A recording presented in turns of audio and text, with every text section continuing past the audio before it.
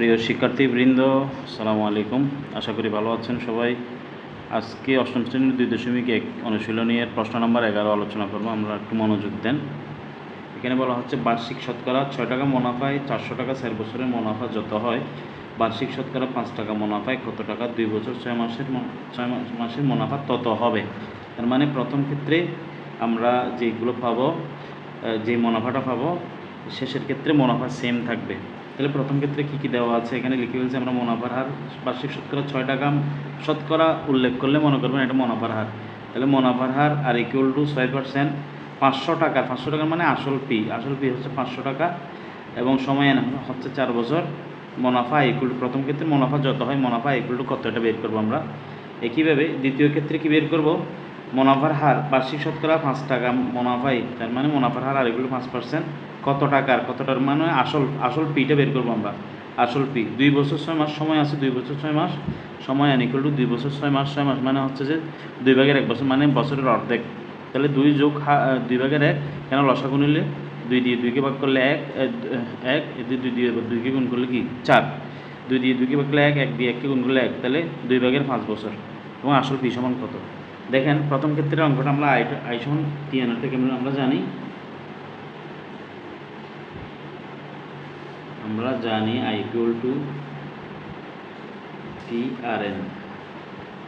তাহলে পি এর মান হচ্ছে 500, আর এর মান হচ্ছে 6%, এন এর মান হচ্ছে 4 বছর।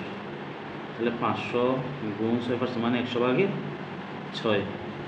4। তাহলে 100 দিয়ে 500 কাটলে 5, 530, 3 4 120। তাহলে মুনাফা, সুতরাং মুনাফা 120 টাকা প্রথম ক্ষেত্রে। ঠিক আছে, তাহলে প্রথম ক্ষেত্রে মুনাফাটা আমরা বের করছি। দ্বিতীয় ক্ষেত্রে আমরা বের করব পি, আসল পি। তাহলে আমরা জানি দ্বিতীয় ক্ষেত্রে সেম, আমরা জানি আই ইকুয়াল টু PRN। তাহলে পি যেহেতু বের করতে হবে, PRNটা এদিকে পক্ষান্তর করবো, পক্ষ পরিবর্তন। PRN বা পি ইকুয়াল টু I/RN। ঠিক আছে, I/RN। তাহলে বা পি ইকুয়াল টু আই এর মান হচ্ছে কত, আই এর মান এখানে বলা হচ্ছে মুনাফা 120 টাকা, 120, আর হচ্ছে যে 5%, আর এন হচ্ছে যে 2/5 বছর। 5% মানে 100/5 গুণ 2/5 আর 120।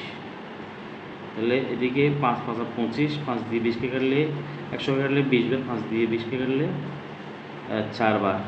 তার মানে উপরে 120, 4 দুগুণে 8, 8/1 সমান 120। তাহলে ভাগটাকে যদি আমি গুণ করে ফেলি 8 উপরে চলে যাবে, 8 দুগুণ 8 12 96, 960। সুতরাং আসল বা মূলধন 960 টাকা। আসল হচ্ছে কি 960 টাকা। আশা করি উত্তরটি পেয়েছেন, 960 টাকা। ধন্যবাদ।